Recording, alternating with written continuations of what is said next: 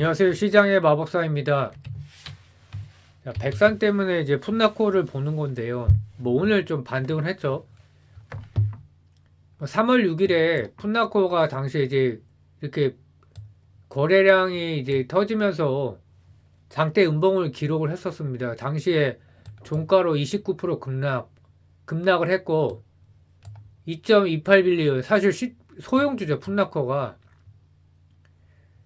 그리고 나서 나이키도 뭐 이렇게 급락한 것처럼 나오지만 사실 뭐 마이너스가 크진 않았어요. 풋나코처럼.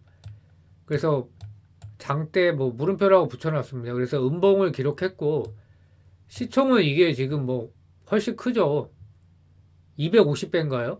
아, 150이니까 75배, 75배. 그래서 큰 영향을 준 건 물론 아니에요. 근데 풋나코, 나이키, 백산 이렇게 연결되는 거죠. 백산이 장대 음봉을 기록을 했고 이때. 근데 이거는 또 영업무역 어진 쇼크 때문에 영업무역이 어닝 쇼크로 장대 음봉 마이너스 5.8% 하락을 하면서 영향을 준 거죠, 백산. 근데 그 이후에도 이제 시기적으로 이게 빠르지만 나중에도 계속 주가가 안 좋았던 게 이제 결국 이것 때문입니다. 이 풋나코 때문에. 풋나코는 근데 왜 안 좋냐 그러면 이제 금리 영향이 가장 크죠. 경기 침체를 유도하기 때문에. 그래서 제가 잘 몰랐던 사실인데 풋나코가 나이키 매출 비중이 64%다. 그래서 이제 연결이 이렇게 되는 거죠. 풋나코가 급락을 했다. 나이키 매출 비중이 크니까 혹시 나이키 매출이 부진한 거 아니야? 이렇게 시장에서 해석을 한 거죠. 나이키는 막상 뭐 많이 떨어지진 않았지만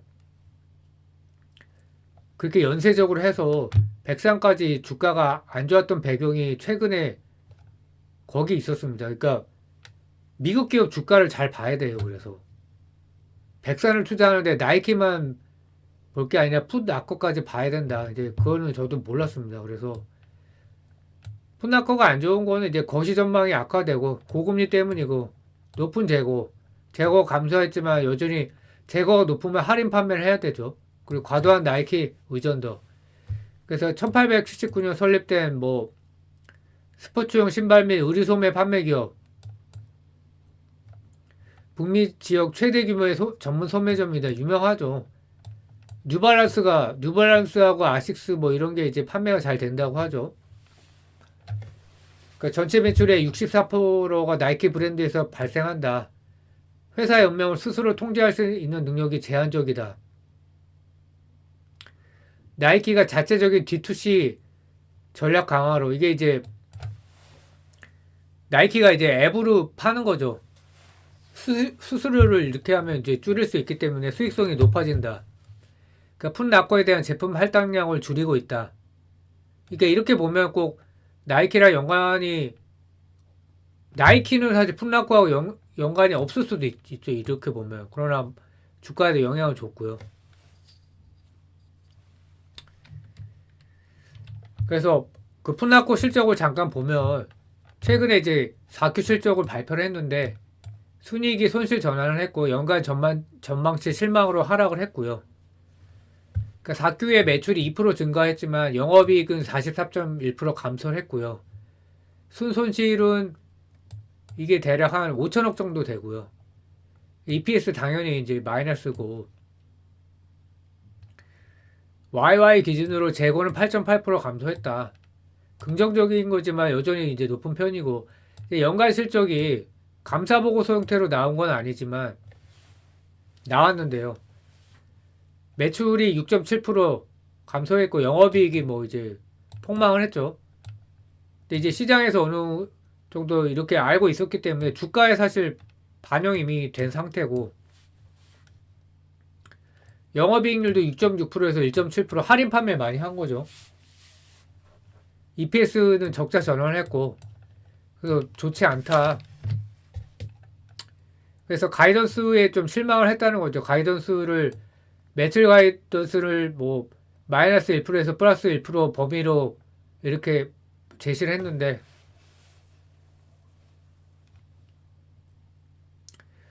작년에 53번째 주가 좀 부진했기 때문에 그 마이너스 1%를 그 역성장을 잡은 거는 그런 이제 있을 수 있다 이렇게 코멘트를 한 거고요. 뭐 내용은 뭐 특별한 건 없고 동일 점포 매출이 0.7% 감소했다 뭐 어쩌저쩌고 다 얘기한 내용입니다. 이게 대부분.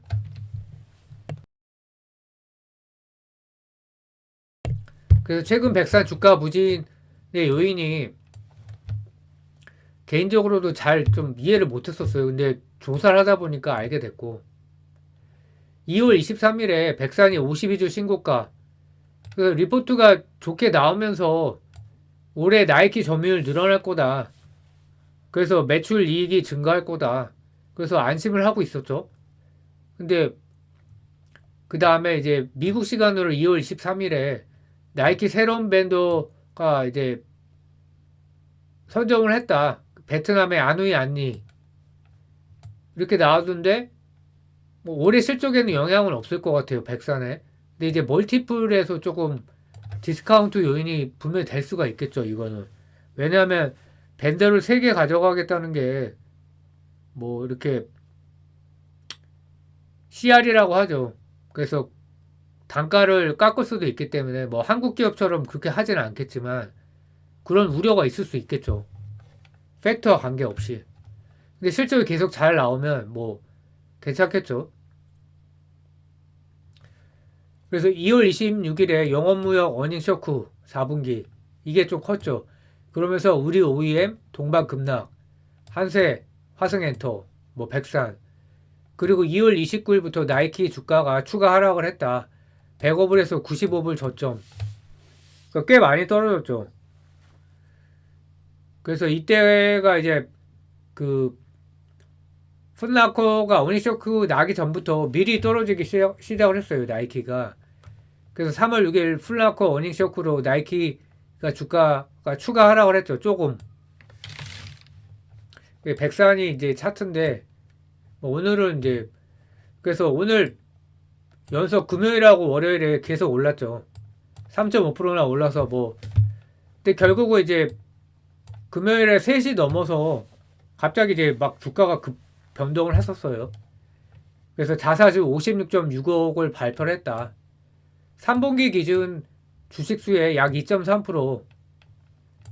좀 이따 이제 중간 배당도 올릴 거라고 뭐 팩트는 아니지만 그럴 가능성이 있다고 이제 기사가 나왔죠. 그래서 뭐 어떻게 될지 모르겠지만 주주 친화에는 정말 미국 주식 수준이다. 주주 환원이. 그리고 자사주 취득 기간도 중요한데 3개월이다. 취득 기간 3개월 후에 즉시 소각을 하겠다. 자기 주식 취득 후 즉시 소각 예정입니다. 그러니까 정말 주주 환원의 진심이고 정말 깔끔하다. 그래서 요약을 해보면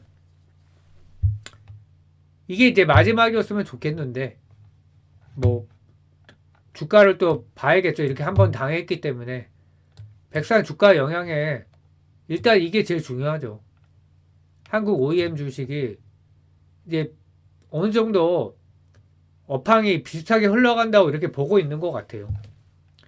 그래서 영업무역 1분기도 실적이 안 좋을 것 같은데 이제 주가에는 반영이 돼 있고 한세실업 화승엔터 봐야 되고요. 이게 제일 크고 백산 주가 영향에 그 다음에 풋라코 나이키가 제일 크겠죠.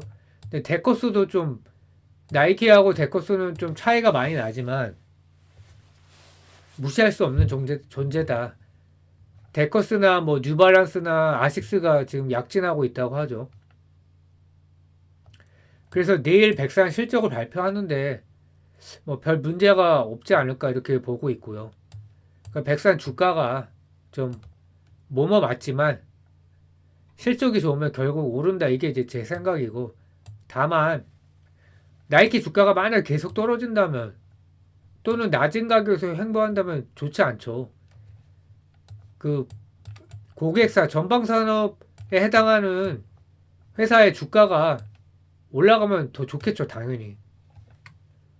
그래서 전방 산업이 악화되고 새로운 밴더 진입은 멀티플 제한 요인은 분명히 된다. PER이 5인데 10까지 되기가 그게 만만치는 않을 거다. 이렇게 생각을 하고 있고,